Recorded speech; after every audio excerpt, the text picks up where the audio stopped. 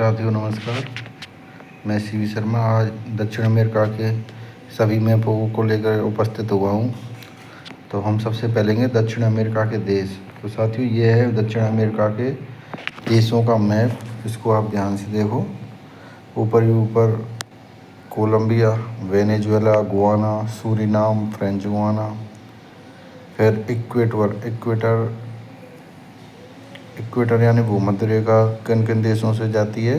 तो इक्वेडोर से जाती है, कोलंबिया से जाती है और ब्राज़ील से जाती है। फिर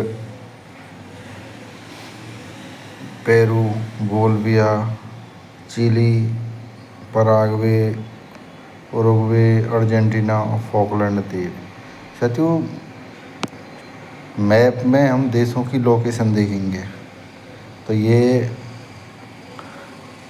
दक्षिण अमेरिका के देशों का मैप है। इस मैप को आप हाथ से भी बना सकते हो, कंप्यूटर से निकलवा सकते हो, चाहे हमसे कांटेक्ट करके, और इस मैप की हम आपको कॉपी दे देंगे खाली, जिससे आप हाथों से भरकर प्रैक्टिस कर सकते हो। ये मैप जैसे आप असिस्टेंट प्रोफेसर का एग्ज़ाम दे रहे हैं तो उसमें बहुत ही महत्वपूर्ण है। स्कूल लेक्चरर का दे रहे हैं और कोई छात्र जिसका बेस कमज़ोर है, यानी ज्योग्राफी जितने पहले ढंग ठीक ठाक नहीं पढ़ी, तो उसके लिए बहुत बेहद अच्छी क्लास है ये। दूसरा है दक्षिण अमेरिका की उपांत सूचनाएं। तो उपांत सूचनाओं से मतलब है तटवर्ती की सूचनाएं।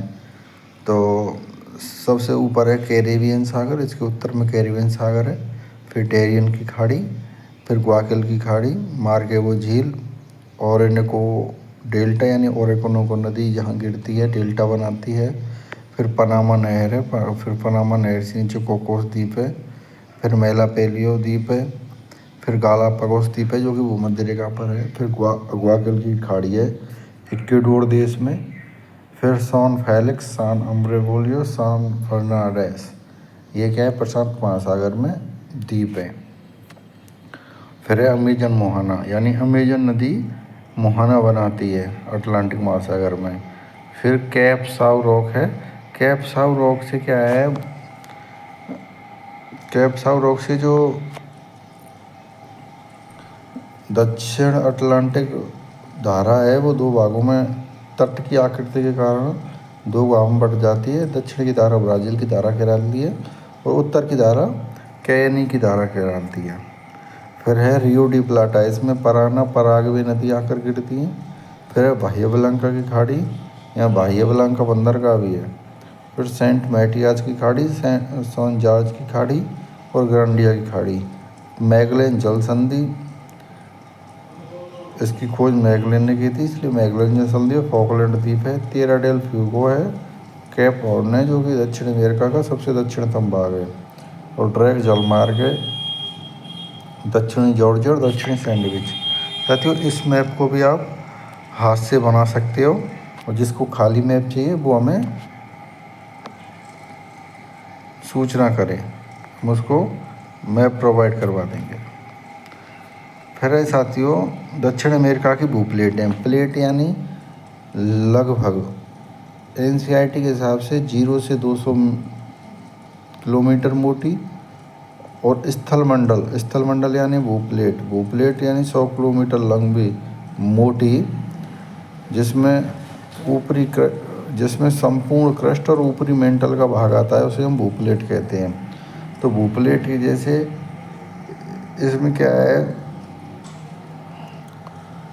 सबसे जैसे दक्षिण अमेरिकी प्लेट है तो दक्षिण अमेरिकी प्लेट सबसे बड़ी हो गई। उसके उत्तर में कैरिबियन प्लेट है, फिर उत्तर पश्चिमी भाग में कोकोस प्लेट है, फिर प्रशांत महासागर की ओर से नाजका प्लेट और दक्षिणी अमेरिकन प्लेट का अवसरण हुआ है, यानी दोनों पास पास आई हैं तो एंडीज पर्वतमाला बनी है, और नीचे है स्कोशिया प्लेट।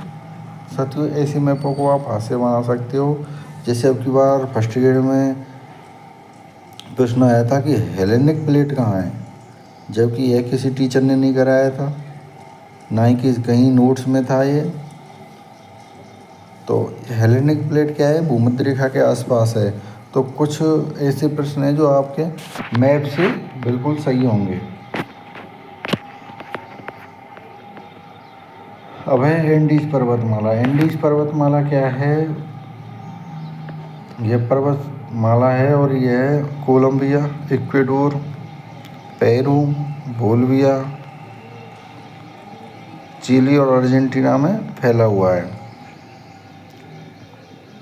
इसके उत्तरी भाग में देखें तो पश्चिमी ऑक्सीडेंटल और पूर्वी ओरिएंटल कॉर्डिलेरा, इनके मध्य में एक मैगडेलना नदी बहती है। फिर कोटोपैक्सी और चुम्बेरोजे इक्वाडोर में ज्वालामुखी हैं, जिसमें कोटोपैक्सी सक्रिय ज्वालामुखी है। और इसके जो पर्वतपदीय पठार जैसे बोलिविया का पठार, मोन्टेग्रासो पठार, इसमें बोलिविया देश में पोपो झील है। अर्जेंटीना और चिली की सीमा पर है एक कंकागुआ। वैसे ये अर्जेंटीना देश में है। ये मृत ज्वालामुखी है और ये लगभग 6,960 मीटर ऊंचा है। फिर है साथियों अर्जेंटीना में पेटागोनिया पठार।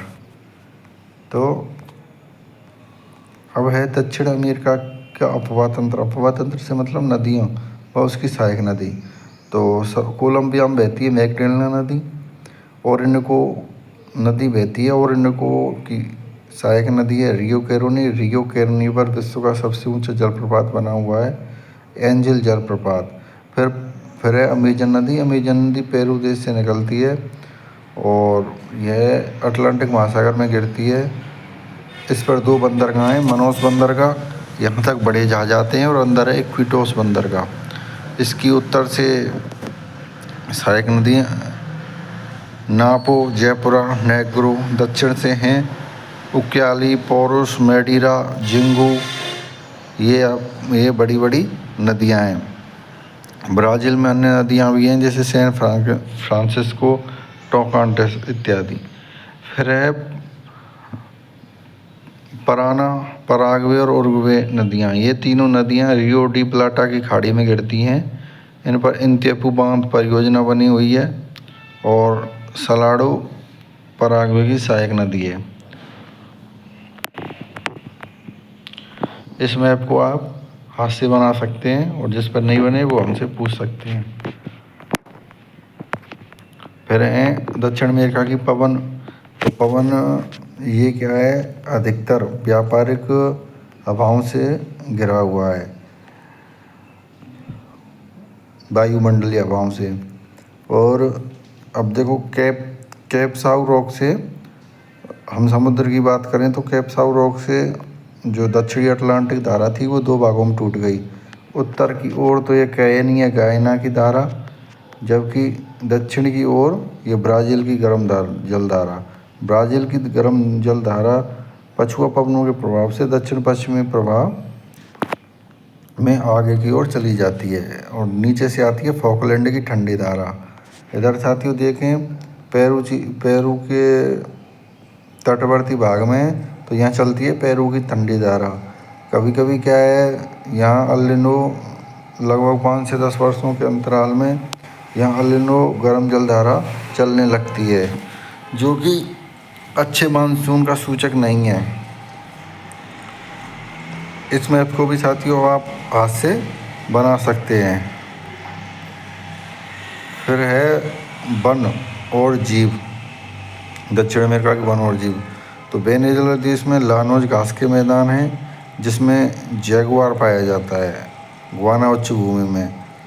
फिर हैं भूमध्य रेखा पर सेलवाज वन। सेलवाज वन में मुख्य वृक्ष है महोगनी, यहाँ सर्वाधिक जैव विविधता पाई जाती है।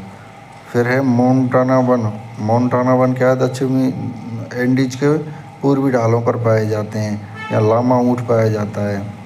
फिर है युंगाज वन क्षेत्र बोलिविया में। टीटीकाका झील, ग्रान चाको ये दलदली क्षेत्र है, ग्रान चाको दलदली क्षेत्र है। और मोन्टेग्रासो पठार ब्राज़ील में है, यहाँ कैंडोर पक्षी पाया जाता है।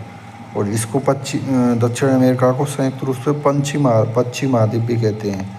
कैम्पोज, कटिंकाज और सेराडोज ब्राज़ील में क्या है? उष्णकटिबंधीय घास के मैदान है। येवा मार्टे एक चाय के समान पौधा ब्राज़ील उच्च भूमि ब्राज़ील में है। एनाकोंडा अजगर ये ब्राज़ील में पाए जाते हैं। फिर भूमध्य रेखीय जो जलवायु है, भूमध्य रेखीय जलवायु पाई जाती है मध्य चिली में। अठाकामा मरुस्थल पाया जाता है दक्षिणी पेरू और उत्तरी चिली में।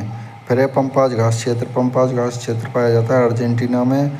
यहाँ अल्फा एक पौधा पाया जाता है।